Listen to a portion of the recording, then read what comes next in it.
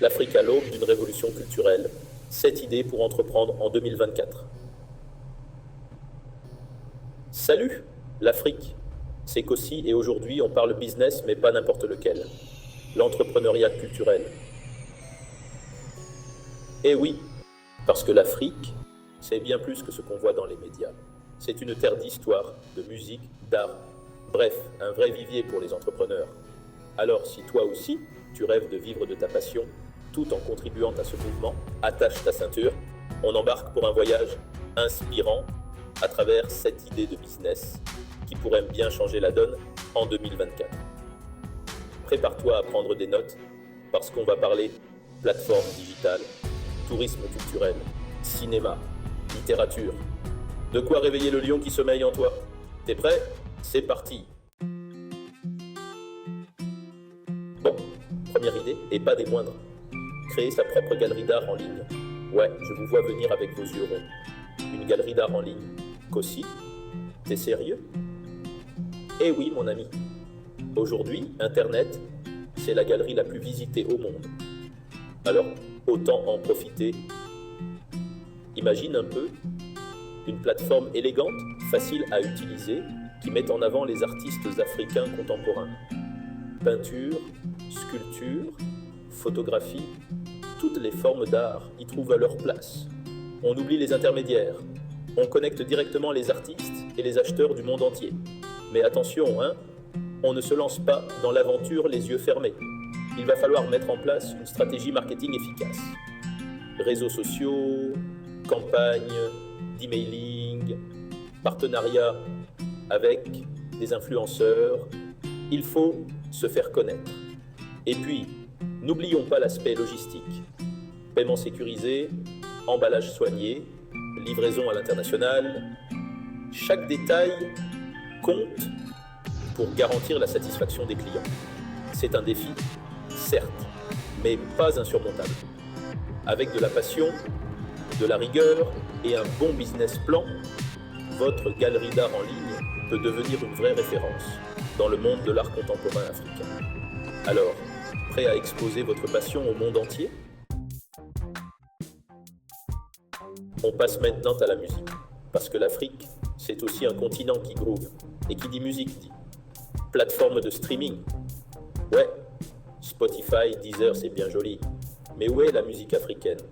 On veut du mbalax, du kizomba, du coupé décalé.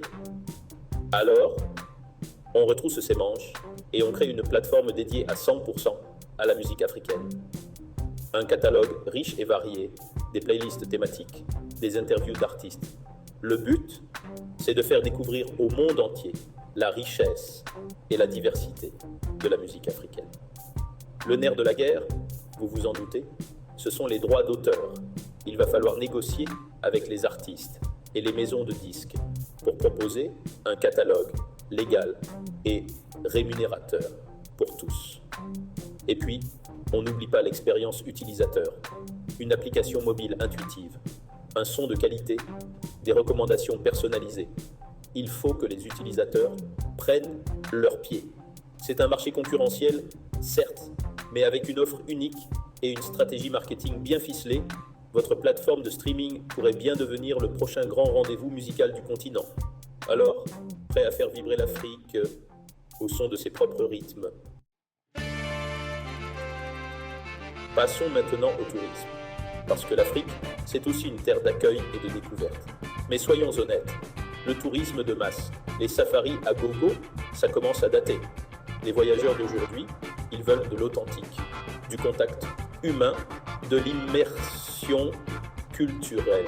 C'est là que votre application de tourisme culturel entre en jeu. Imaginez une application qui propose des circuits hors des sentiers battus, des rencontres avec les populations locales, des ateliers d'artisanat, des dégustations culinaires. On oublie les hôtels impersonnels, on dort chez l'habitant, on participe à la vie de la communauté. Le but, c'est de faire vivre aux voyageurs une expérience unique et enrichissante, tout en contribuant au développement économique local. Bien sûr, il va falloir identifier les meilleurs partenaires locaux, former les guides, assurer la sécurité des voyageurs. C'est un travail de longue haleine, mais terriblement gratifiant. Alors, prêt à faire découvrir l'Afrique autrement? Bon, on se détend un peu avec une idée qui sent bon le café et les livres anciens. Ouvrir un café littéraire dédié à la littérature africaine. Imaginez un lieu chaleureux et convivial, avec des étagères remplies de romans, d'essais, de bandes dessinées. Un endroit où les amoureux des mots peuvent se retrouver autour d'un bon café pour lire, échanger, débattre. On organise des soirées littéraires, des ateliers d'écriture, des rencontres avec des auteurs. On crée un véritable espace de dialogue et de partage autour de la littérature africaine. Le choix des livres est crucial.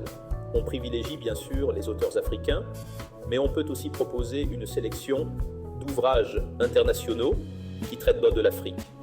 Et puis, on n'oublie pas l'ambiance, une décoration soignée, une musique douce, un personnel accueillant. Il faut que les clients se sentent comme à la maison. Alors, prêt à ouvrir les portes de votre café littéraire et à partager votre passion pour la littérature africaine.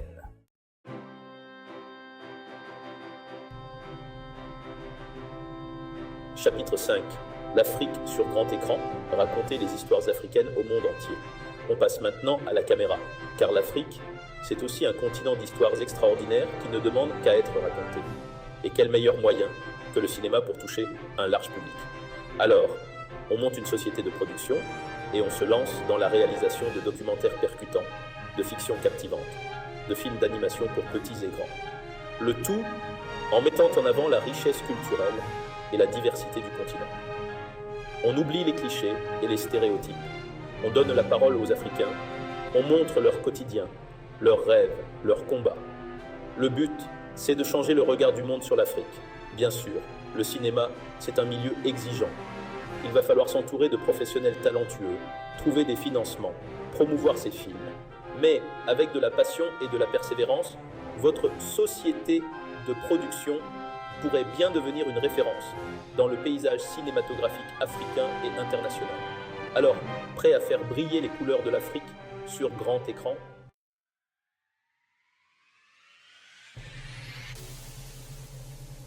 Chapitre 6. Rythme et couleurs d'Afrique.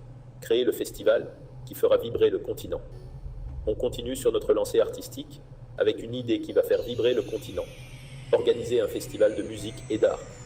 Ouais, un événement incontournable qui célèbre la créativité africaine dans toute sa splendeur. Imaginez un peu une scène géante où se produisent les plus grands artistes africains du moment. Des stands d'artisanat local, des ateliers de danse, de peinture, de cuisine. Un véritable melting pot culturel qui attire des festivaliers du monde entier. Le choix du lieu est primordial.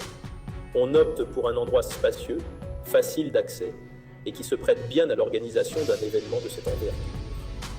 La programmation musicale doit être éclectique et pointue. On invite des artistes confirmés, mais on n'oublie pas de laisser la place aux jeunes talents. Et puis, on n'oublie pas l'aspect logistique, sécurité, restauration, hébergement. Il faut que les festivaliers passent un moment inoubliable. Alors, prêt à faire vibrer le continent au rythme de la musique et de l'art africain. Salafiti. Chapitre 7. Donner une voix aux auteurs africains. Fonder la maison d'édition qui fera rayonner la littérature africaine. On termine notre voyage entrepreneurial avec une dernière idée qui me tient particulièrement à cœur. Créer une maison d'édition spécialisée dans la littérature africaine. Parce que l'Afrique regorge d'auteurs talentueux, de plumes magnifiques qui ne demandent qu'à être lus et partagés. Mais trop souvent, ces auteurs se heurtent à un manque de visibilité, de réseau, de soutien. C'est là que votre maison d'édition entre en jeu. Vous partez à la recherche de ces pépites littéraires. Vous les accompagnez dans leur processus de création. Vous leur offrez une tribune pour faire entendre leur voix.